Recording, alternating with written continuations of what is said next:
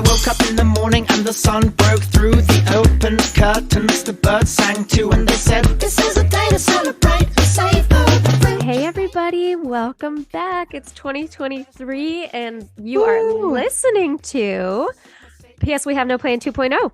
Yes, you are. I'm Peyton Smith calling in from LA. And I'm Emily McManus from Nashville.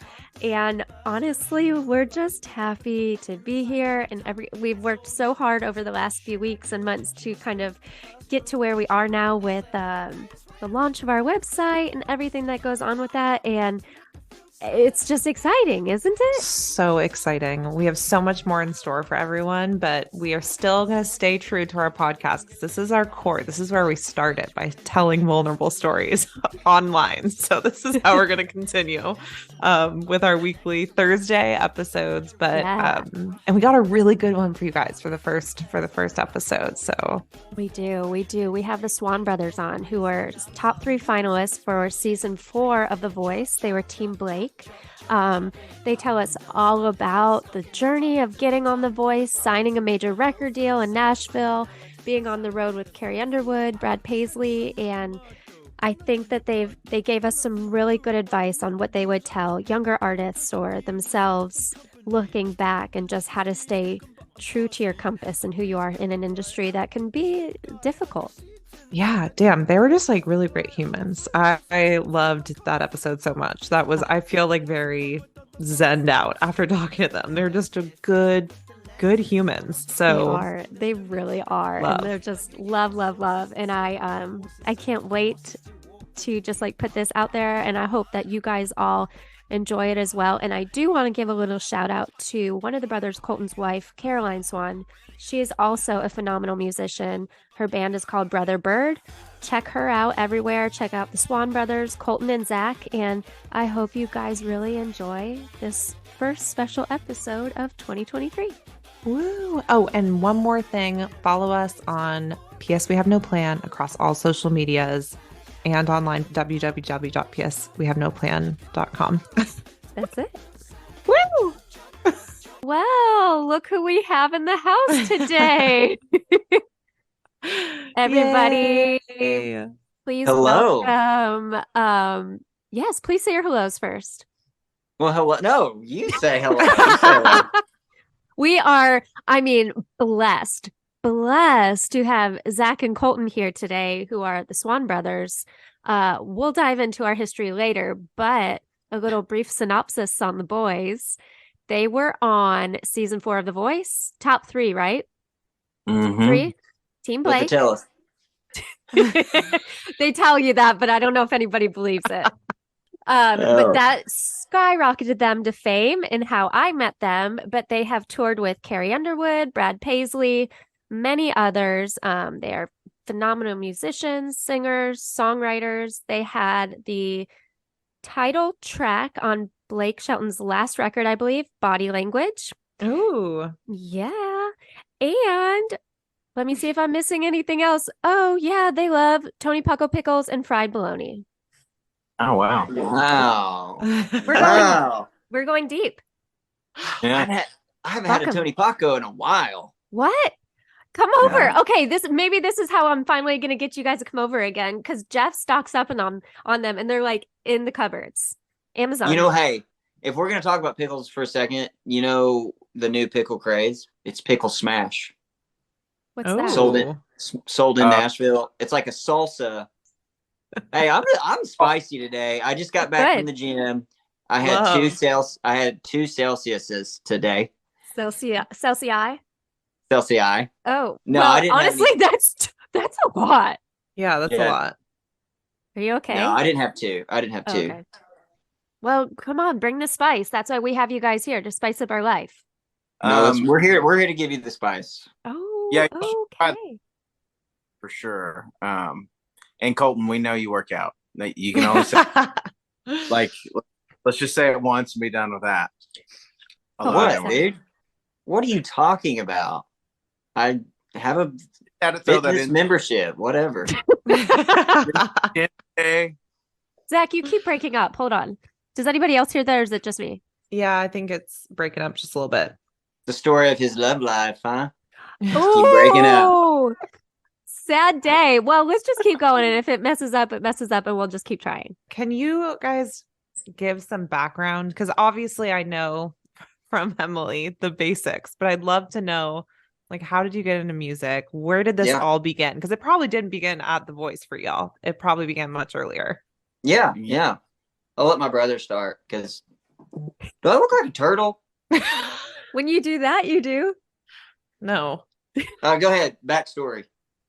I don't know. Our parents sang gospel music, like Southern gospel. So they had like a bus when we were growing up, and a band, and sang at different churches. And so we were kind of born into that lifestyle. We never knew anything different. I mean, I guarantee you my mom was pregnant riding that bus and singing, with both of us. And then what started music for me, other than that, I mean, they would get us on stage when we were little, probably before we could say real words. We were singing on stage with them. And I kind of dove into instruments first, really. I got a drum set when I was 3 years old, and at age 7, I started playing drums for their band, and then like age 12, I picked up guitar and piano and started writing songs, and then I think my brother, he was 3.5 years younger than me, and I think he he had a whole different set of skills. Like, he came out of the womb singing harmony, like it was crazy, and he could hear it like just so easily, and very gifted. But I don't know, I can't speak for him, but I don't know that he was as enthralled with the music as early as I was. I know he was a pretty good athlete. So I kind of had my goals set at a very, very, very, very young age of what I wanted to do with my life. And my brother could have done a multitude of things, but I'm glad that he took the ride with me, for sure. I don't have any other skill, but pretty good at football and everything else. So, but yeah, that's kind of how it started. And then it, just through years of writing terrible songs and playing with our parents, and whether it was the gospel music, or they also had this like Branson style variety show that we both performed in, and that went on for like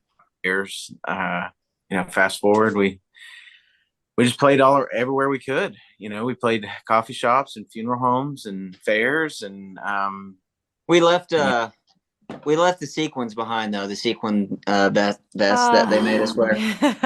The red, white, and blue ones. American flag sequin vest. So, and that, oh my God, maybe they should come back. I don't know. I think they should. At least the photos should. Yeah, it's floating around. So, Colty, you were very into sports, weren't you? I guess we want to go down this route. Yeah. I mean, we don't have to go all the way down it. Listen, we could we could dabble. Because it's going to take a minute. I was superb. Oh, quite the career. Okay. No, all district. What? How many people were in your town? Yeah, that's true. But that doesn't matter. Honestly, one of my biggest claim to fame, that I was way too small to play football. I was decent, but I do love sports. Like, I honestly, right now, I'm like, what are the games, like what games are happening right now? Like, that's always on my mind. Football. But my last couple of years, I ventured out. I started doing like musicals, and then I got into track and fell in love with just like the musical side of things. Like, and I never thought I'd be like, oh, I like Broadway stuff, but I love it, But then I started doing track and like long jumping, and KU was interested in me running track there, and but I decided to, I don't know, gamble my whole life away and get in the truck with my brother and play casinos and coffee shops, and it panned out. We're still paying our mortgage and rent, and but yeah, it could have went different, I guess. But I don't regret anything, I guess. Well, no, I do regret stuff. Actually, moving away from Oklahoma was like one of the best things that ever happened for me as a person. I really had to grow up, and I mean, you saw us on the road. Like, it changed a lot, and there's just so much more opportunity here on a musical level for us than back home. But back home's still our roots, and like he said, we sang everywhere, and churches and these really corny shows where we dressed up really, really funny. And I love it, like that's when I say I don't regret that stuff, I don't. We had a blast. Oh, it's your story. When did you, what's the process of getting on The Voice? Because I feel like back then because it was 8 or 9 years ago when you guys were on The Voice, and there were so many shows. There was like American Idol, there were other singing. Like, how did you choose The Voice, and how did that all happen? Actually, go ahead. Well, I was gonna say, it's funny he was saying play casino. We put together a little band back at home, and in Oklahoma there's Indian casinos on every corner, so there's lots of live music venues, really more than most cities, and and they actually paid decent money, so we were making a good living, and this guy that played keyboard for us and sang with us, this guy named James Redden. Emily knows him. He came and worked for us a little bit. He was like, "Hey guys," and what's crazy about this story is we had literally just driven from Oklahoma to Nashville to try to knock on doors and get rights and, have people listen to us and drop off demos. And of course we went home empty handed once again. I mean, we had done this same routine since we were 12 years old, just driving back and forth. Every vacation time we got, we would just go to Nashville and try to make connections. And so this is what we never bring this up, but we also tried out for The Voice a couple years before. We tried out for Nashville Star. We drove.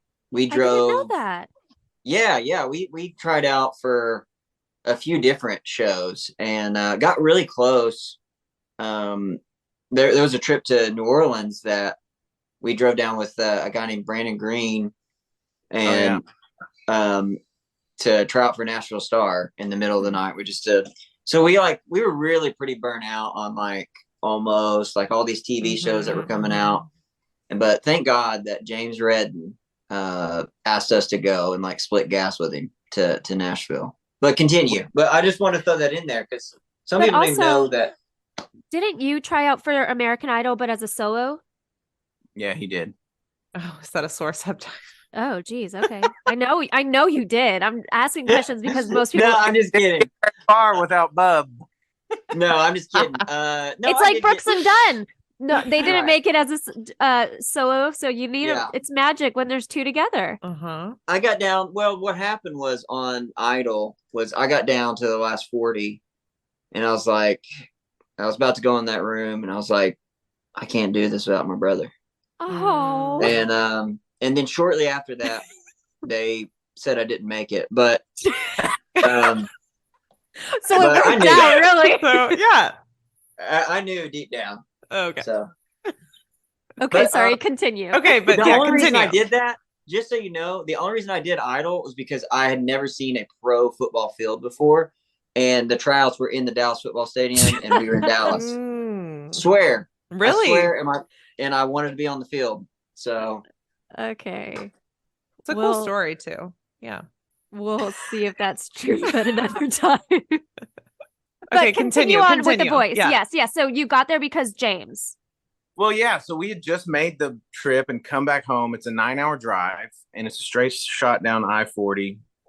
And it was literally 2 days before we had just got home, kind of really just bummed out that nothing, we didn't sign a record deal in the 7 days that we were in Nashville, and anyways, James called and he was like, "Hey, I think I'm going to go to Memphis," which is not quite 9 hours, but it's on the way to Nashville. It's about 6 hours from us. And he's like, "I think I'm going to go to Memphis and get a hotel and get up early and go do the big cattle call audition for The Voice. Do you guys want to go audition and split gas or whatever?" And we're like, "Man, dude, we literally just made that drive. We hadn't been home 24 hours, and so we're like, okay, I guess we'll give it a shot." And, long story short, we got there early and waited in line, and we ended up being the first yes for season 4 of The Voice. Wow. What?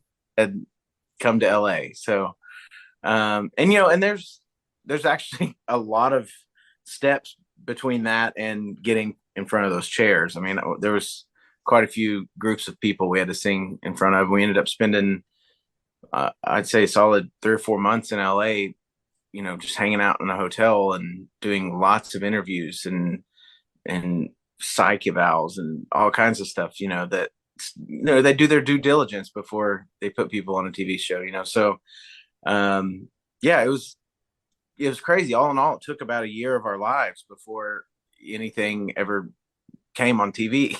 You know, wow. It's pretty crazy. I think they have different, you know, it's been a long time. I'm sure they got a more, I guess, easy route now. But yeah, it was crazy. But, you know, thank God we did it because it was a game changer. And didn't you get, I think I watched this YouTube clip last night. Didn't you get 3 of the 4 judges to turn for you too? We did. Everybody except Adam. And no, we don't like him. Not a fan. Not a fan. Give him the pinky. That's awesome. Cheryl was the first one to turn, and I've got to say she's pretty hard to say no to. Yeah, she's beautiful, but he has been like a brother. Wow. Quick editing note: he is the one and only Blake Shelton. Yeah, he's pretty cool. You know, he's busy, and everybody wants a piece of him. So the fact that he still takes time for us is pretty. It means a lot to us, and you know, he's helped us out with a lot of things, and you know, let us do some shows with him, and taking us hunting, and cut one of our songs, and supposedly he's gonna hop on a new project with us. We'll see if that happens, but he says he is. So yeah, that's amazing. Oh you guys actually may be the first to know that. I don't think we've told anybody that. But we're really booking on you guys being the stars. You're gonna go number 1 if we're on it. So I'm serious. I'm serious, y'all. I am. I mean that like sincerely. You guys are so special to me, truly. So, I mean, same. Thank you. How, just like a little backstory, how we even got the Swon Brothers on our podcast, P.S. We have no plan, is in 2013, I think it was. I had just graduated from college and I was looking for a job in the music industry. I really just wanted to be Faith Hill, but I was too shy. And so I got a job with a merch company called Richards and Southern, and they put me out. They said, there's these 2 boys that need somebody sewing their t-shirts. You ready to go this afternoon? And like, I had a couple tries before then that kind of just bailed last minute. I'm like, yes, of course I do. Like, I just packed up my little backpack and I met them at a bus lot in, guys, what is the town called again? Where the Kroger is? Hermitage at midnight. And it turned out to be life-changing, to be honest with you. Like, I look back at that time and it was still to this day the best time of my life. Like, you guys are, I mean, I don't want to get emotional, but I love you for the good, the bad, everything. I unfortunately met my husband through you guys. So I don't know if that's great, but you are everything to me. And we spent, what, I guess 2.5 years together. I became tour manager, and then it didn't work out. So then I left. Yeah, I will never ever forget you pulling up, because I don't know if that was the first time we had merch out for us. I can't remember. I just remember, I don't think it was. And I think, and having a merch person, it means like you're kind of in a really good spot. Not everybody has a designated merch person out because it's another bunk, it's more money. So that was like, they're doing great. But I remember this girl just showing up at midnight with the trailer thing down. I saw a bunch of dudes standing around, and Emily's like, I mean, at midnight, like working, like, I mean, just getting stuff in there, like moving around, and all these guys just kind of standing around talking. And we're like, man, this girl's no joke. Like, she came to work. And then she like, I'll never forget it. Like, you're not saying everything, but like, she ended up wearing hat after hat, like just multiple hats, and we all became family, and we fought like family, we laughed like family. And I was just having this conversation the other day because so many people come and go in Nashville, like whether it's labels, managers, musicians. And at first, me and my brother had a really hard time, like, because when you get close to people, it's hard to see them go, like a lot of artists kind of keep on purpose. And we were advised to do this, but we never did. But a lot of artists like kind of keep a distance a little bit. But man, we all were like really close. And like it was just that group of people, and they know who they are. It's just like it was a good time. And those people Special. still to this day, we can pick up the phone or start a group text, and it's like the exact same, like right where we left off. And that's rare in this town, like very rare. And we absolutely love Can't stand any. Emily. Yeah, that's we can. I'm kidding. What did you say? Hold on, you broke up. You really did. What did you say? I said, yeah, we can't stand any of them, but we can talk. Yeah. It's No, always like my favorite thing when all of us get together because it's rare. Everybody has busy schedules doing different things, and it's a natural thing. When you get a little older, things change, but it's always good when we all get together. Yeah, I think it's so crazy. We talk about this all the time. How, well, first of all, it just flew by so quickly. It's hard to really take in everything that you're experiencing. I mean, there's a side of me that really hates social media, and I wish it didn't exist. But at the same time, I love the fact that I can go back to a date and be like, relive a memory. So thank God for that, because otherwise I wouldn't remember half the stuff. I mean, it's crazy how some of our past band members be like, hey, remember that show where you did this in this town and this and this and this? And I'm like, dude, I have no clue. Like, how do y'all remember that? And so it's cool to be able to look back on that. But man, you talk about just green. I mean, we were so worried about letting down a label or a manager or a radio guy. It just seemed like, I mean, we were living our dreams. I mean, we'd made it farther than we ever thought we were going to, but at the same time, we were like, how do we hold on to this? And I think that sometimes like clouds you from enjoying the moment, and so for all of the bad times, Emily, we're sorry about that. We just didn't know. We've all had our discussions long ago, and honestly, if those were the bad times, I would take them again. And I think everybody felt like it flew by in like a blink of an eye. But for you guys, I can't imagine how you felt, like the whirlwind of being on this TV show that truly just catapults you right away.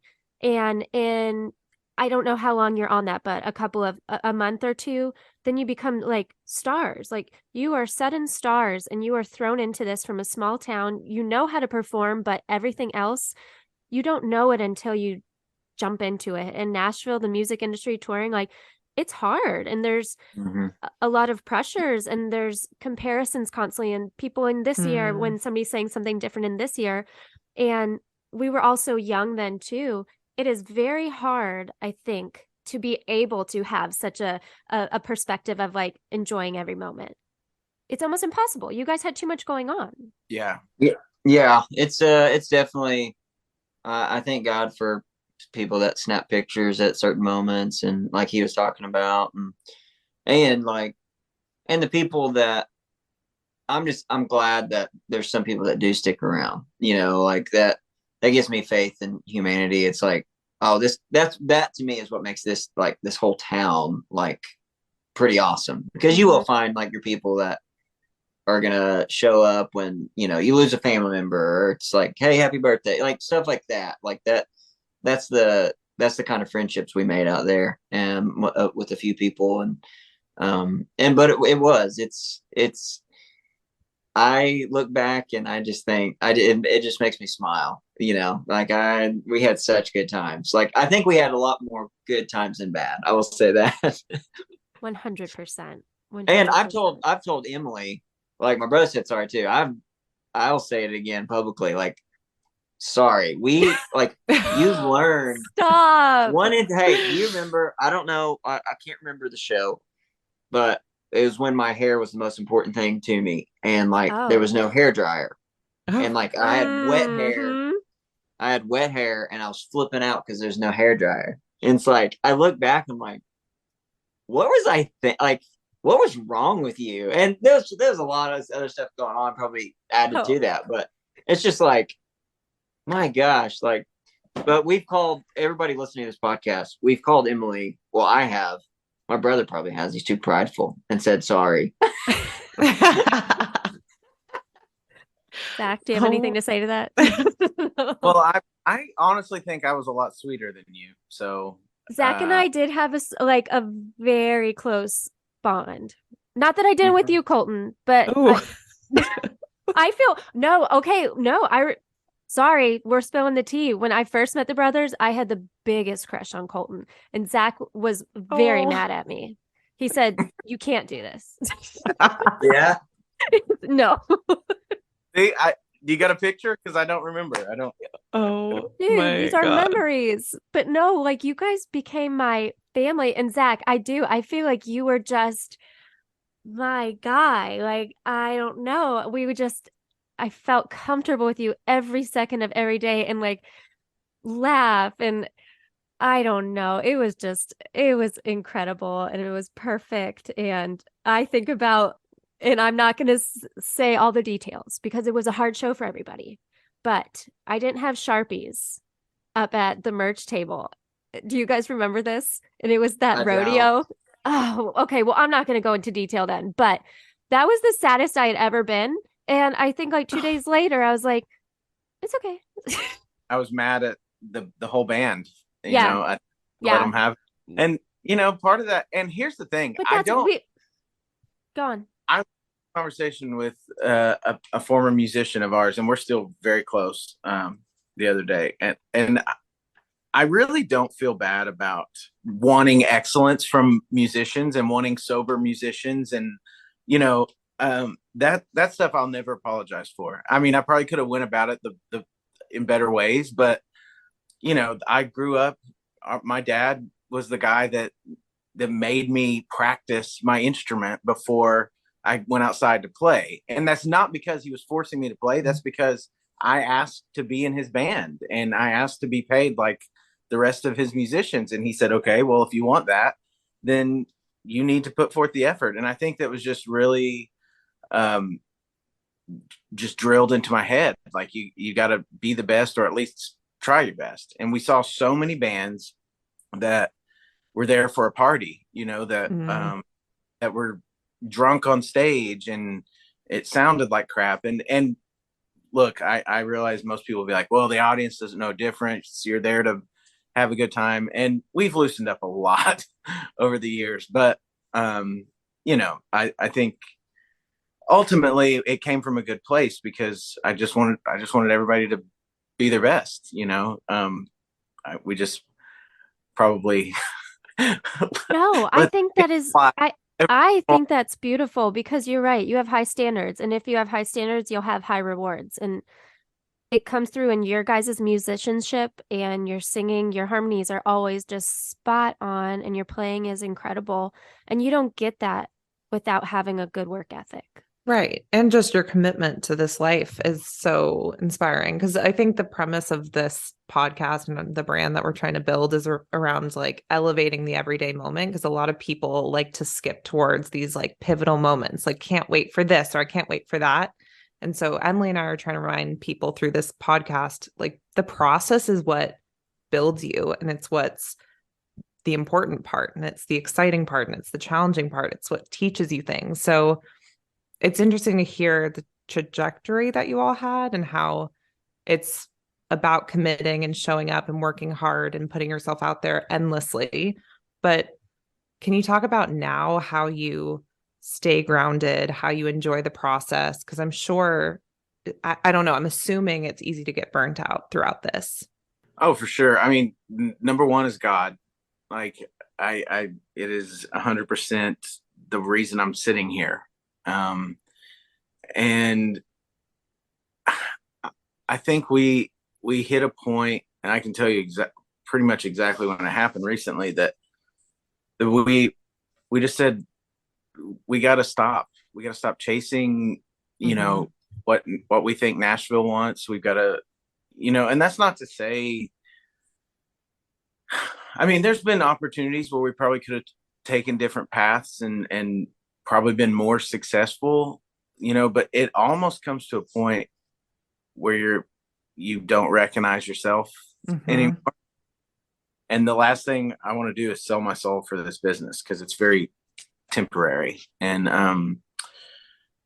we're having more fun now than we ever have, you know, and we're still making a living. And I think the thing that helps me is the fact that I do get to do it with my brother. You know, I cannot imagine all these solo guys being alone in some of the situations that we've been in together.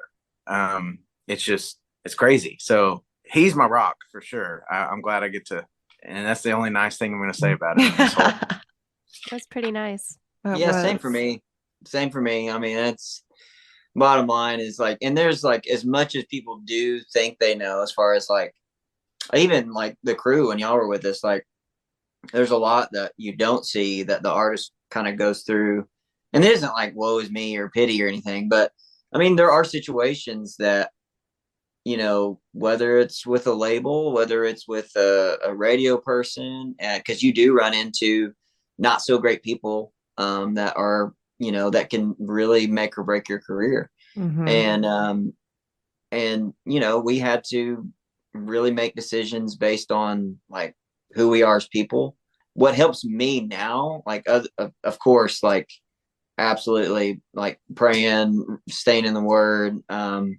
But it's the older I get, the more I realize like talking and saying some things out loud. Like I told my wife some things for the first time out loud that I experienced with like some radio people and even label people that, you know, you really wouldn't expect. And that I had to like kind of dance around and get away from. And like, so when you say some of these things out loud, it's like, oh, like that feels better to talk about it, you know? And even like I'm getting to the point where I'm like, man, maybe I need some therapy. Maybe I need some mental health check. Maybe, you know, all this, I just think it's important, you know, and, but of course, God is our foundation 100%. And we're still breathing. And I mean, you got to understand, we, as many miles and that we've ridden and flown and stuff, like just the fact that we weren't in some accident or like, you know, like it's just,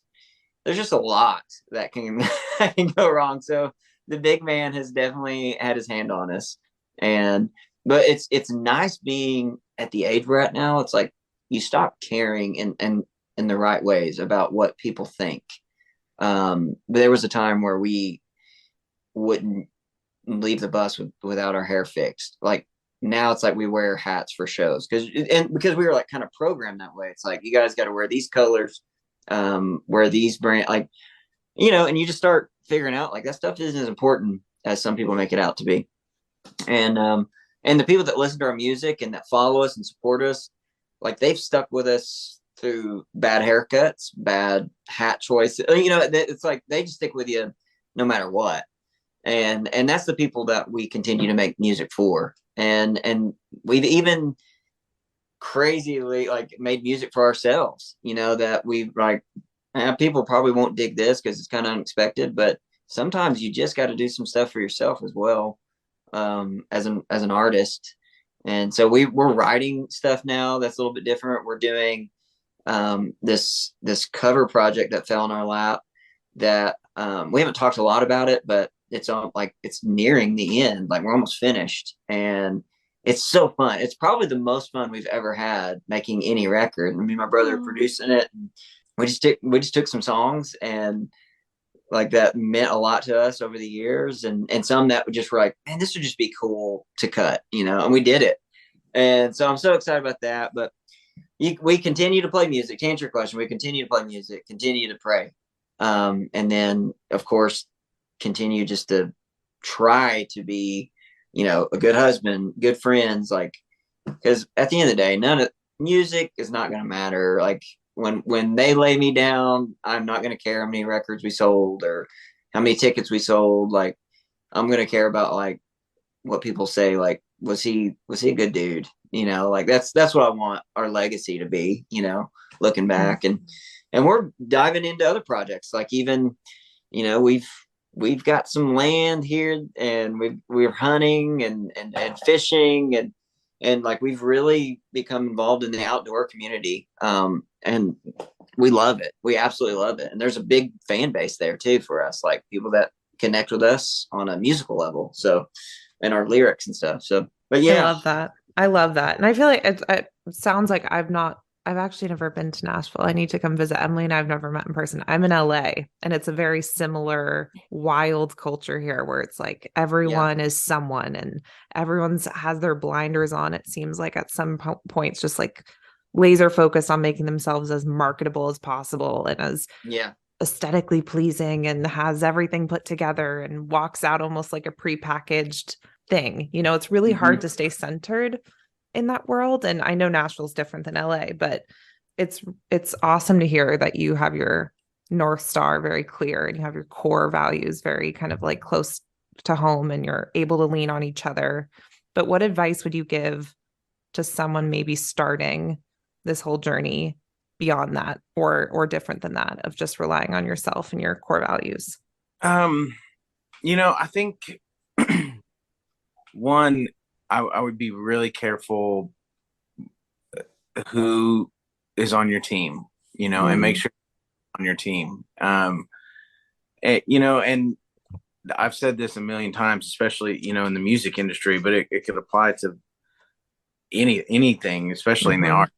But it's like, there's a big difference between music and music business, right? Like stuff that we do that like it doesn't matter if we had an audience or not, we'd probably still be sitting in our living room and picking guitars and whatever, just being ourselves. But when you start bringing business into it, it's just a whole nother puzzle, right? And so I think it's crazy because I say we've done this since we were 12 years old, come back and forth to Nashville. And I think our opportunity came at exactly the right time. There were so many years of disappointment thinking like, why isn't anything happening? And to be honest, I don't think we were ready. This is a world that is everything's accessible and everything is in abundance. Anything you want. You got to have a really, really good head on your shoulders or it's just, it can disappear. And I've seen it happen to a lot of my friends. So I think all that to say, like, really know who you are, because whether you realize it or not, as soon as you surround yourself with a team and a business and like you start changing and sometimes it's not for the better. I think I really, hindsight's 2020, but if we would have known when we made our first record, what we know now and how our fans were going to respond and what they wanted from us and really what felt good in our own skin, like it probably would have been a totally different record. And I don't really have regrets. I mean, for the most part, I'd say 95% of, our people and, Sony was great. And, the first team we had there was great and they didn't know us either. I think it was up to us to really show them who we were and we were still figuring it out at that time. That's with anything. That's with any business, I guess. You have to evolve and grow, and we're still growing. I mean, our album that we're going to finish this year of original music is completely different than the one we released in 2020, and I think that's okay, but I think we're still just growing. So I don't know. I would definitely just be sure of who you are and really stand your ground. That's the big thing for me.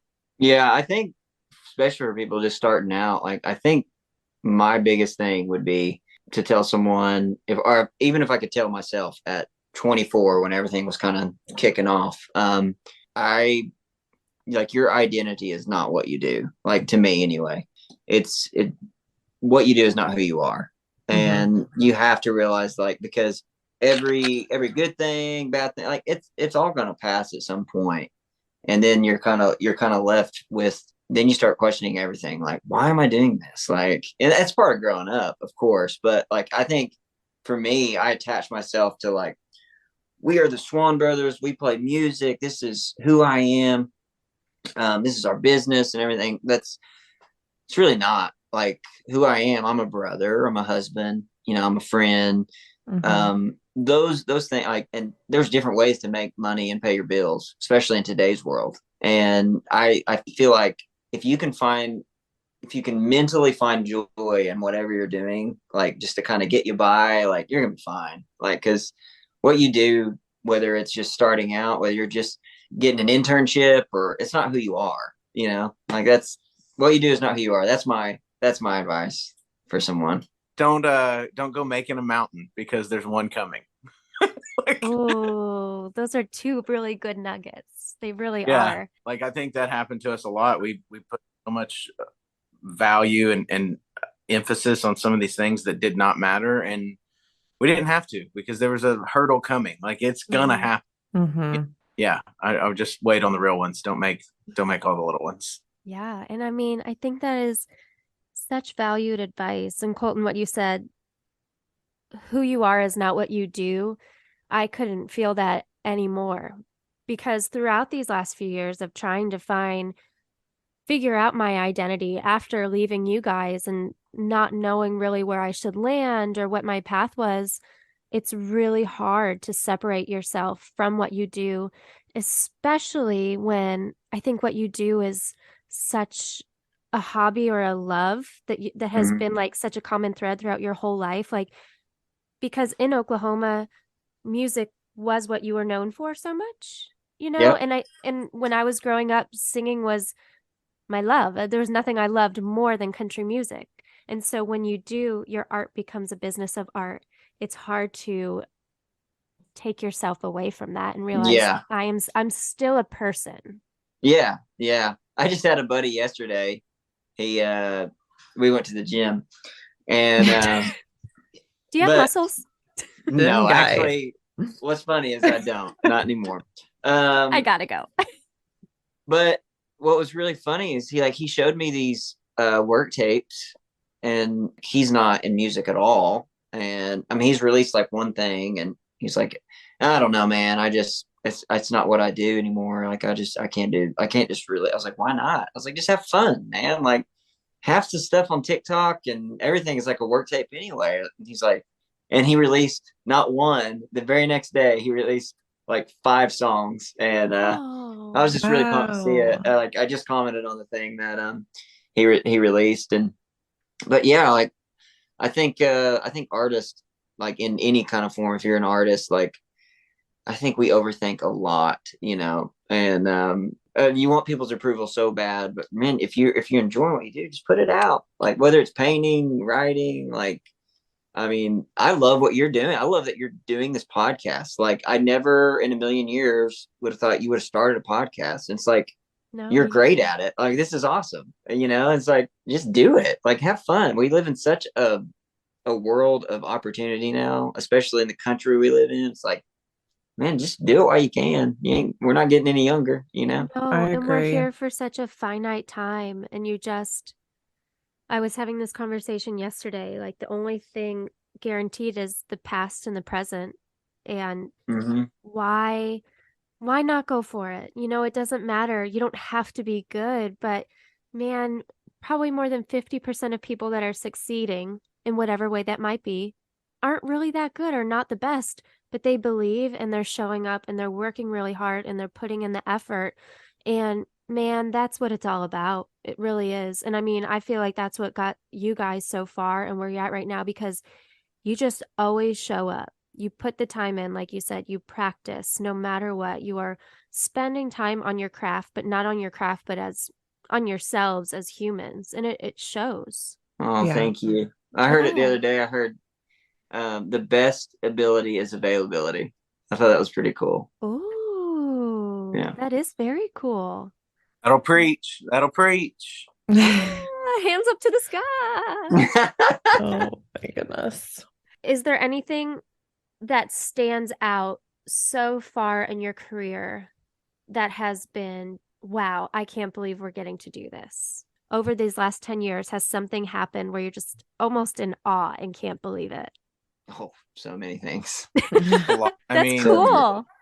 Our whole career has been, I can't believe we've done this much. Like, we talk about this all the time. It's like, if we never got to play on another stage, we both would be like, we fooled so many people, like it's just, it's been one thing after that, whether it's playing for the Sochi Olympics or going on that's right. Yeah, absolutely.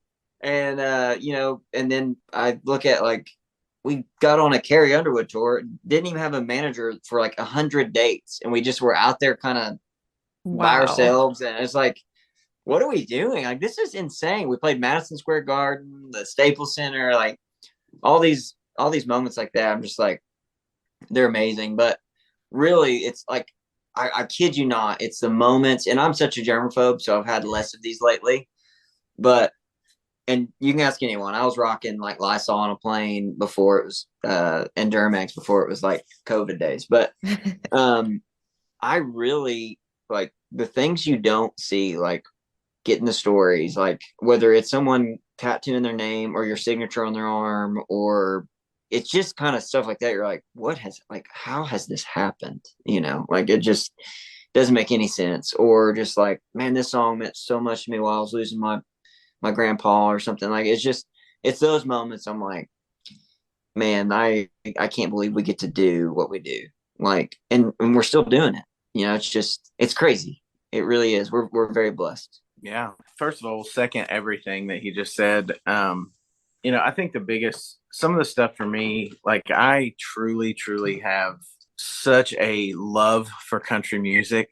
Like, and I don't care. I went through a phase where I was like, how is this person making it? This is not even country. We're better than they are. What is happening?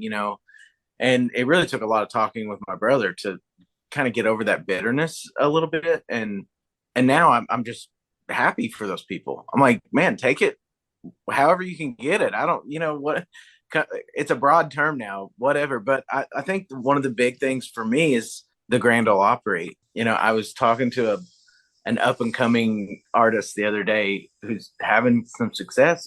And he said that, oh, he don't have any interest in playing the Opry because it's for has-beens or whatever. And I'm just like, oh, man, that just breaks my heart, because it's like, if it wasn't for that place, like, your career wouldn't even be here, and it's like, every time we get on that stage, it is truly special. And I probably sing the worst of all my performances when we're there. I don't know why. I get really shaky and nervous and emotional, but it means a lot to step on that stage. I mean, I grew up watching that show on television, and seeing like Garth and all my heroes, all the way back to like George Jones, and just so many people have stood on that stage. And so the fact that we got invited to do that is just, and we still get invited, we still do stuff with them, and that's a big deal for me. It's a really big one.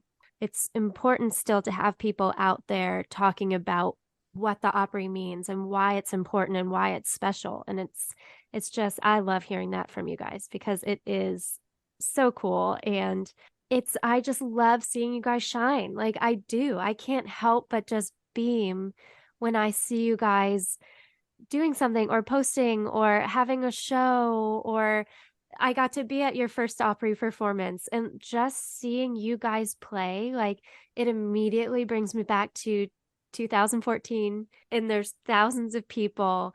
We sell out of merch, and you guys, I mean, it's euphoric. I can't tell you how proud I am of you guys. Oh, thank you. Same.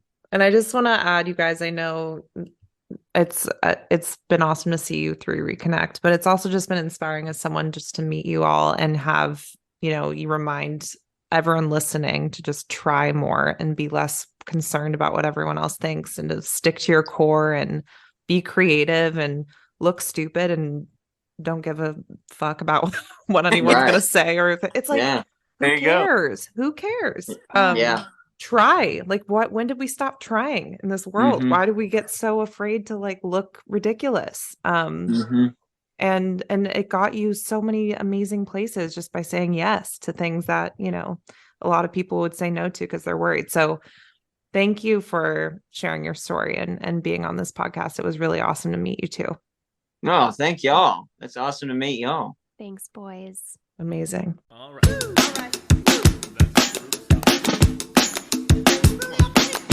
I woke up in the morning and the sun broke through the open curtains. The birds sang too and they said, "This is a day to celebrate."